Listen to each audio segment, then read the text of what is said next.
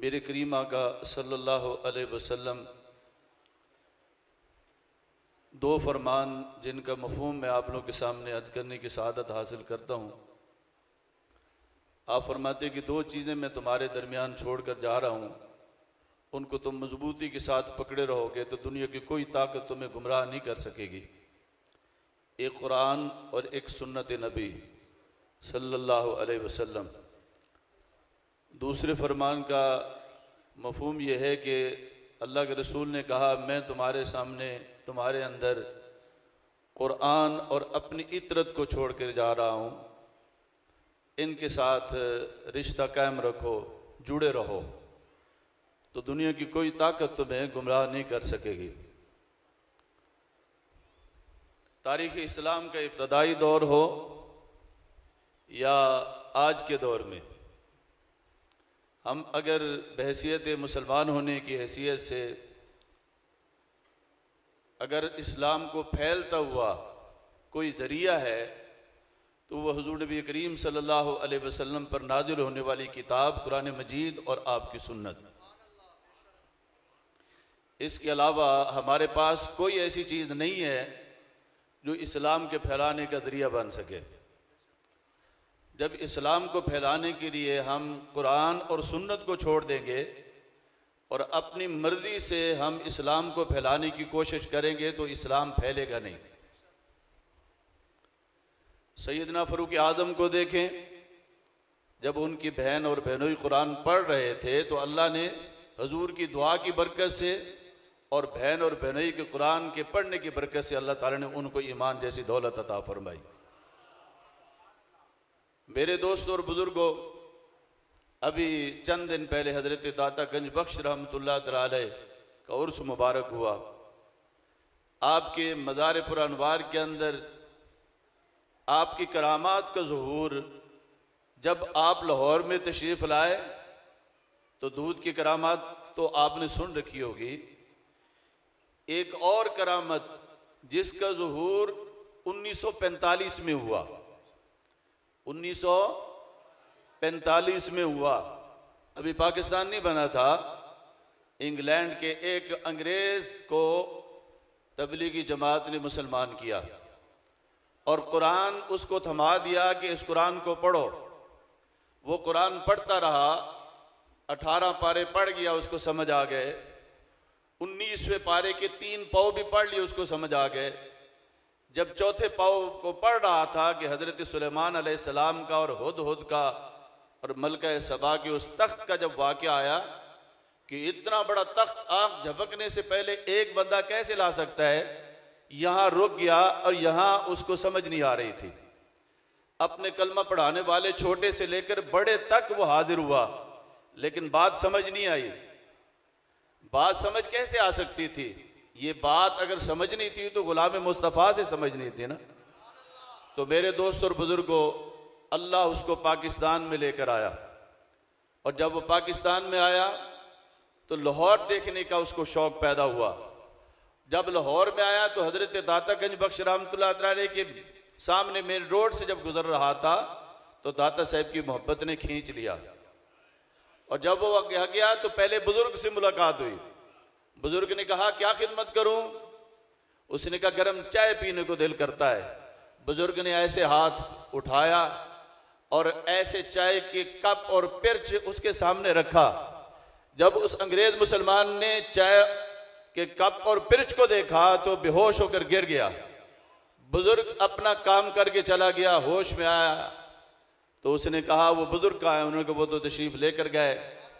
उन्होंने कहा, बड़े बड़े मौलवियों के पास गया हूँ, बड़े बड़े डॉक्टरों के और प्रोफेसरों के पास गया हूँ, बड़े बड़े मुबल्लिगों के पास गया हूँ, कुरान की आयत समझ नहीं आई।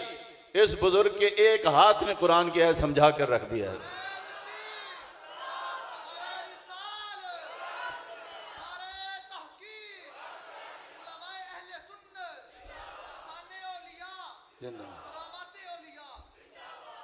मैं 1945 में भी दाता साहब, बात अबू जहल को भी समझ नहीं आई थी, बात अबू लहब को भी समझ नहीं आई थी और बात मिर्ज़ा मोहम्मद अली जेलमी को भी समझ नहीं आएगी। उसको भी समझ नहीं आएगी।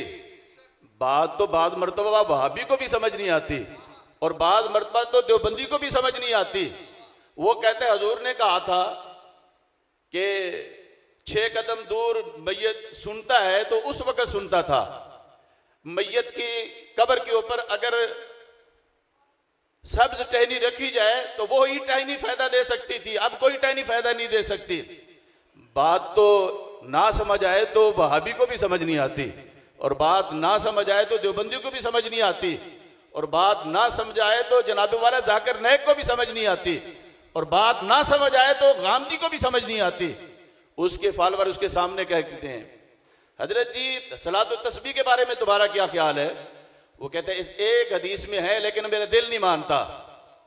ये दिल है जो इस वक्त अहले सुन्नत व जमात के मिजाज को खराब कर किया जा रहा है। इस दिल के जंग को उतारना है तो एक ही इलाज ने आपके और मेरे नबी ने बताया, कुरान पढ़ और मौत को कसरत के साथ याद कर। हमने कुरान को पढ़ना छोड़ दिया तो समझेंगे कैसे? कुरान कैसे करंट लगाता है, कैसे असर करता है? फरूक आजम मस्जिद नबवी में खड़े हैं, एक दूर से आग का पुजारी फरूक आजम की बारगाह में आकर, किसी मुबल्लिग या मुसलमान ने उसको कलमा नहीं पढ़ाया, आकर खुद कहता है अशहदु अल्ला इलाहा इल्लल्लाहु वहदहु ला शरीका लहू व अशहदु अन्ना मुहम्मदन अब्दुहु व रसूलुहु। फरूक आजम ने कहा यह कलमा पढ़ने की वजह क्या बनी? उसने कहा एक कैदी बना जो जेल के अंदर था। फरूक आजम ने कहा वो कैदी क्या कर रहा था? उसने कहा कुरान पढ़ रहा था। कैदी क्या कर रहा था? कुरान पढ़ रहा था। मैं गुजर रहा था, कैदी ने कुरान पढ़ा, मेरे दिल की दुनिया को तब्दील करके रख दिया। फरूक आजम ने कहा कि वो कौन सी आयत पढ़ रहा था? शायद आपके मिजाज में हो, क्योंकि हमारे माशरे से, हमारे नमाजियों से या हमारे पढ़ने वालों से भी अगर कोई सवाल किया जाए तो दुआए कनूत मुश्किल है हमारे लिए, बाकी सारी चीज़ें आसान है, दुआए कनूत मुश्किल है। अगर आज हमारे बड़े लोगों से कहा जाए कि कुरान मजीद को मारूफ तरीके से पढ़ो तो वो कहते हैं ज़बान पक चुकी है, सी बोल सकता है, बी बोल सकता है, जी बोल सकता है, यू बोल सकता है, लेकिन हमजा ज़ेर ई नहीं बोल सकता, हमजा ज़ेर ए बोलता है, बाज़ेर बे बोलता है, दाल पेश दो बोलता है, दू नहीं बोल सकता।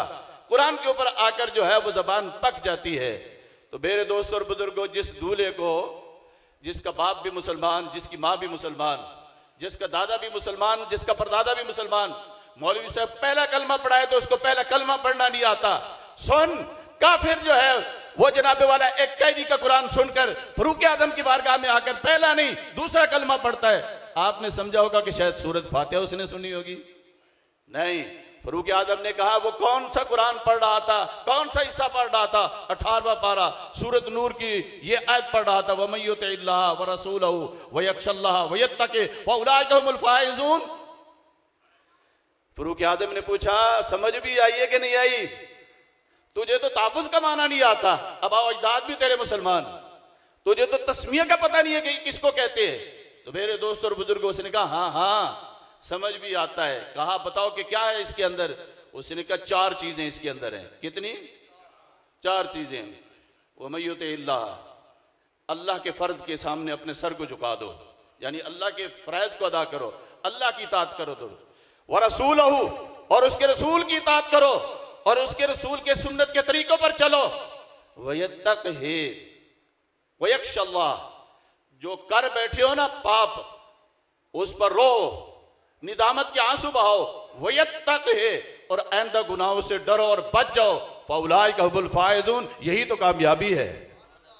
एक काफिर को कुरान समझ आ गया। हमारे एक मौलाना साहब ने बड़ी खूबसूरत बात की। उसने कहा एक ईसाई मेरे पास है मुसलमान होने के लिए, तो मैंने उसे पूछा कलमा पढ़ने की वजह क्या है?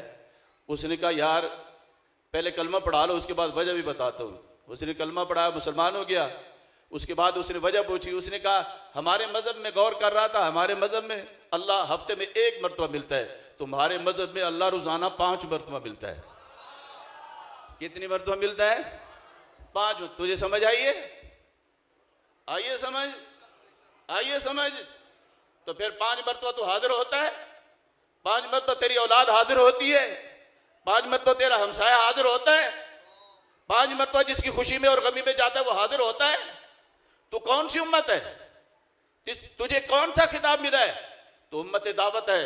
कुंतुम खैर उम्मतिन उखरिजत लिन्नास तामुरुना बिल मारूफ व तनहौना अनिल मुनकर। नेकी का हुक्म देती है और बुराई से रोकती है। आज बुराई को रिवाज देने में अहले सुन्नत व जमात का मिजाज जो है बड़े उरूज पर है और नेकी फैलाने में पीछे पीछे है। लोग कुरान तकसीम कर रहे हैं, लोग हदीसें तकसीम कर रहे हैं, तू क्या तकसीम कर रहा है? तेरे पास क्या है? तेरे मज़ारात पे कब्जे हो रहे हैं। दाता साहब ने लाहौर आकर क्या किया था? ईमानदारी से बताएं, कुरान पढ़ाया था कि नहीं पढ़ाया था? यतलु अलैहिम आयातिका व युअल्लिमुहुमुल किताब वल हिकमत व युज़क्कीहिम, यही पढ़ाया था ना? भट्टी साहब यहाँ बैठे हैं, याकूब भट्टी साहब अगर बैठे हैं, ये हाफिज साहब के सबसे पहले शागिर्दों में से। इनसे पूछो कि हाफिज साहब ने यहाँ क्या किया था? ये मुझे खुद कहते हैं कि मुझे उन्होंने कुरान पढ़ाया था। हाफिज साहब ने क्या किया था? 90 लाख जिस बुजुर्ग ने कलमा पढ़ाया हिंदुओं को, उनकी जिंदगी को भी पढ़ो। उन्हें किसी के दरवाजे पर दस्तक देकर कलमा नहीं पढ़ाया, बिस्तर उठाकर लोटे उठाकर कलमा नहीं पढ़ाया, बल्कि जब वो नमाज पढ़ते थे, कुरान पढ़ते थे, हिंदू मुसलमान होना शुरू हो जाते थे। गौसे आजम ने क्या पढ़ा है? गौसे आजम ने भी कुरान पढ़ा और यतलु अलैहिम आयातिका। बाबा फरीदुद्दीन से पूछें, वो जब तक वो हाफिज नहीं होता था मुरीद, आप उसको बैत ही नहीं करते थे। आपने क्या मजाज बनाया हुआ है? आपने क्या तमाशा लगाया हुआ है? बुजुर्गों के उर्स होते हैं, कुरान अलमारियों में पड़े होते हैं। मैं आपको यकीन के साथ कहता हूँ, आज भी कुरान अलमारियों के अंदर हमारी शिकायत की तैयारी कर रहा होगा। आज वो हमारी शिकायत लगाएगा। मस्जिद में बैठकर लोगों ने ऐसे ऐसे लफ्ज बोले, ऐसे ऐसे जुमले बोले जो काबिल गिरफ्त थे, जो नहीं बोलना चाहिए थे। कुरान पढ़ना चाहिए था या कुरान समझाना चाहिए था। ऐसे ऐसे जुमले बोलते रहे अपनी नफसानी ख्वाहिशात को खुश करने के लिए, लेकिन कुरान नहीं। बहुत मिजाज बदल गए। अपने मिजाज को बदलने की कोशिश करें। आज भी अगर मुकाबले में आप किसी जगह पर भी खड़े हो जाए ना, आप शेर व शायरी में नहीं जी सकते। ईमानदारी से बताएं। हजरत भी मौजूद बैठे हैं, इधर भी मुफ्ती साहब बैठे हैं, इधर भी हजरत अलामा बैठे हैं, उधर भी हजरत बैठे हैं, नकीब साहब बैठे हैं, मेरे इधर भी बैठे हैं। आज भी सुन्नी किसी प्लेटफार्म पर मुनाजरा, मुजादला या कोई भी बहस या कोई भी मतलब मुकाबला हो जाए, नहीं जी सकता जब तक कि कुरान की आयतें पेश नहीं करेगा। लोग कुरान पढ़ कर लोगों को गुमराह कर रहे हैं। तू कुरान पढ़कर लोगों को हिदायत नहीं दे सकता? तेरे पास कुरान की कमी है। सुलेमान अलैहिस्सलाम के पास सिर्फ एक था, इन्नहु बिस्मिल्लाहिर्रहमानिर्रहीम। एक बिस्मिल्लाह लिखकर खत के अंदर डाली और वो बल्कीस के पास वो गई, वो मुसलमान होने के लिए तैयार हो गई। और तेरे पास 30 पारे पड़े हैं। कितने पड़े हैं? ना तुझसे कश्मीर आजाद होता है, ना तुझसे महंगाई खत्म होती है, ना तुझसे कोई बंदे का पुत्र अदालत में आता है, ना कोई फौज में आता है, ना कोई वजीर आजम बनता है, ना कोई सदर बनता है। क्यों? इसलिए कि तूने कुरान को पीछे रखा हुआ है, बाकी सारी चीजों को आगे रखा हुआ है। आज भी अगर ईसाइयों का मुकाबला करें, आज भी अगर अंग्रेजों का मुकाबला करें, यहूदियों का मुकाबला करें, अभी 35 साल से कुछ अरसा ज़्यादा की बात है, हमारे एक आलिम इंग्लैंड की सरजमीन पर जब कदम रखते हैं, जो वीज़ा कागजात चेक करने वाली खातून थी अफीसर, और उसके साथ 2 जूनियर अफीसर भी थे, वो हर आने वाले से कोई ना कोई सवाल करती थी। मौलाना साहब कहते हैं मुझसे उसने सवाल किया, मौलाना तुम भी कहते हो हम हक पर हैं जन्नत में जाएंगे, हम भी कहते हैं कि हम भी हक पर हैं जन्नत में जाएंगे, कोई छोटी सी और आसान मिसाल और दलील तुम भी दे दो। कहते अचानक सवाल हुआ, फिर अल्लाह ने मेरी मदद की।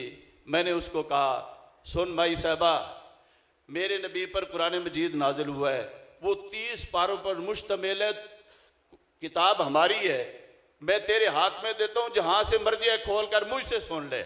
मैं अगर सुना गया तो मैं हक पर, तेरे नबी पर भी आसमानी किताब नाजिल हुई है, तू जहाँ से मर्जी 2 लाइनें सुना दे, अगर तू सुना गई तो तू हक पर है। फबोहित अल्लज़ी कफ़र, उसके होश उड़ गए। उसने कहा मौलाना आप जाएं, आप भी हक पर हैं। आज भी 35 साल पहले इंग्लैंड के अंदर अगर कोई ईसाई हमला आवर होता है तो आज भी कुरान में यार है, आज भी हक होने का मेयार कौन है? कुरान है। तो मेरे दोस्त और बुजुर्ग, मैंने कुरान मजीद की एक आयत पढ़ी। मौलाना साहब कहते कि मैंने एक बहुत पढ़ी लिखी अंग्रेज खातून को कहा, मन आमिला सालिहम मिन ज़करिन औ उन्सा व मुमिनुन फलनुहयिन्नहु हयातन तय्यबा। तो उस औरत ने, अंग्रेज ने उस कुरान मजीद की इस आयत पे गौर किया, रिसर्च किया। उसने कहा हम बड़े तरक्की याफ्ता मुल्क में रहने वाले हैं, हम बड़े मतलब है कि पढ़े लिखे लोग हैं, हमारा माशरा हकूक़ का अलमदार है। लेकिन जब उसने कहा कि मन आमिला सालिहन, जो शख्स भी अमले साले करे, नेक अमल करे, खा मर्द हो या औरत हो मोमिन, तो अल्लाह ताला फरमाते हैं कि हम उनको पाकीज़ा ज़िंदगी देंगे। तो उस औरत ने इस और आयत पर गौर करते हुए कहा, इस्लाम तो औरत को भी मर्द के बराबर हक देता है कि उसको भी अल्लाह ताला पाकीज़ा ज़िंदगी देता है। बस इस एक आयत के इस जुमले पर गौर करते हुए उसने कहा, ला इलाहा इल्लल्लाहु मुहम्मदुर रसूलुल्लाह। मेरे दोस्त और बुजुर्गों, आज अगर इस्लाम को फैलाना चाहते हैं तो मैं आपके उनके सामने रखता हूँ कि हाफिज़ साहब की खिदमत क्या है। हाफिज़ साहब कसीरुल जहती शख्सियत के मालिक हैं। मैं किस जहत से आपकी गुफ्तगू करूँ? ये जो मस्जिद आप देख रहे हैं, क्या ख्याल है, ये मस्जिद महल्ले वालों ने बनाई है? ईमानदारी से बताएं। ये मस्जिद ताजरों ने बनाई है? ये मस्जिद 1 साल पहले बनाने से पहले मीटिंग हुई और हमें कहा कि मैं जब यहाँ से जाता हूँ ना मदीने, तो ऐसे झोली लेकर जाता हूँ खाली, और वहाँ से ऐसे झोली भर कर ले आता हूँ, और फिर यहाँ आकर झोली खोलता हूँ तो मदरसा भी बन जाता है और मस्जिद भी बन जाती है। ये मस्जिद 1 साल में बनी, 1 साल में बनी, और ये मीनार भी इतना जल्दी बना कि लोग मीनार बनाते रहे, साल लग गए। फिर डिस्पेंसरी भी बनी, उसके अंदर भी मैं आप लोगों के सामने अर्ज करूं, जब डिस्पेंसरी बनी तो उनके साथ हज उम्रे पर जाने वाले एक पीर साहब के मुरीद थे, उन्होंने 8-9 लाख रुपया शायद उसमें डाला था थोड़ा उस वक्त, लेकिन वो चाहता था कि मेरे बच्चों की मर्जी चले, वो चाहता था कि मेरी मर्जी चली। एक हमारे आलिम भी थे, वो भी उनके पीछे थे, और उन्होंने उनको पुश किया और वो आगे आया। हाफिज साहब ने कहा जितना तेरा पैसा लगा है ना वो बता। उसने बढ़ चढ़ कर पैसा बता। हाफिज साहब ने उसी वक्त उसको पैसा दे दिया। उसको कहा ये पैसा लो, तुम काम करो, हम डिस्पेंसरी चलाएंगे, चौधरियों के जोर पर नहीं, शेखों के जोर पर नहीं, ताजरों के जोर पर नहीं, ख्वाजा कमरुद्दीन सियालवी के फैज़ पर चलाएंगे। मुझे ठहरे ठहरे ठहरे ठहरे ओ ठहरे भाई ठहरे। मैं 2-3 मरतबा ये महसूस करता रहा, अगले दिन भी और आज भी, यहाँ फैज़ रज़ा जारी रहेगा, फैज़ रज़ा जारी रहेगा जी, फैज़ रज़ा जारी रहेगा। लेकिन अफसोस इस बात का है कि अभी तक लजपाल पीर सियाल का नारा नहीं लगा। इसकी मुझे समझ नहीं आई। ये 100 मरतबा एक जलसे के अंदर ये नारा लगता था हाफिज साहब के दौर के अंदर, उसके बाद भी, लेकिन अब क्यों नहीं लगा? इसकी वजह की शायद पहले लग गया होगा या आखिर में लगेगा, लेकिन अब मैं जरूर लगवाऊंगा। लजपाल लजपाल पीर सियाल लजपाल लजपाल पीर सियाल। ये हाफिज साहब खुद नारा बुलंद किया करते थे और कितनी मर्तबा बुलंद किया करते थे। और मैं आज ये अर्ज करूंगा कि अगर भूल गए हैं तो इस नारे को ना भूलना। फनाफी शेख अगर लिखा है तो फनाफी शेख का ये नारा कभी भी ना भूलना। आखिरी बात मैं आप लोगों के सामने अर्ज करता हूँ। अभी तो मैंने खिदमात की इब्तदा की थी। कोई गैर मुसलमान होता था तो मुबश्शिर अहमद निज़ामी साहब कोट लखपत से आते थे, कहते थे कि मैंने गैर मुस्लिम को मुसलमान किया। हज़ारों रुपए हाफिज साहब उसको देते थे कि जाओ न्यू मुस्लिम को जाकर उसकी खिदमत करो ताकि वो इस्लाम के ऊपर साबित कदम रहे। मदीने शरीफ 5 मरतबा मैंने उनके साथ हाजिरी दी है और हम पीछे होते थे, छुप कर जाते थे हुजूर की बारगाह में, आप आगे चलें, हमारा सलाम आप पेश करें। और हमें उम्मीद होती थी कि आपके सलाम से हमारी वहाँ इल्तिजा पूरी होती थी। आखिरी बात जो मैं अर्ज करना चाहता हूँ, मैं अपने इन भाइयों से, और भतीजे भी लगते हैं, बहुत अच्छा काम कर रहे हैं, हाफिज साहब के मिशन को जारी और सारी रखे हैं उनके भाई भी। लेकिन मैं आप लोगों की एक अर्ज करूँगा, हाफिज साहब ने अकेले ने तुम सबको मदीने में पहुंचा दिया है, भाइयों को भी, भतीजों को भी और उनकी नस्लों को भी। मैं आपसे अर्ज करूंगा, आप लोग एक हाफिज साहब पैदा कर दें, आप लोग एक हाफिज साहब पैदा कर दें जो इस मिंबर पर खड़े होकर हाफिज साहब की याद दहानी कराए और इस इदारे को चलाए। वाखिर दावाना अनिल हम्दुलिल्लाह।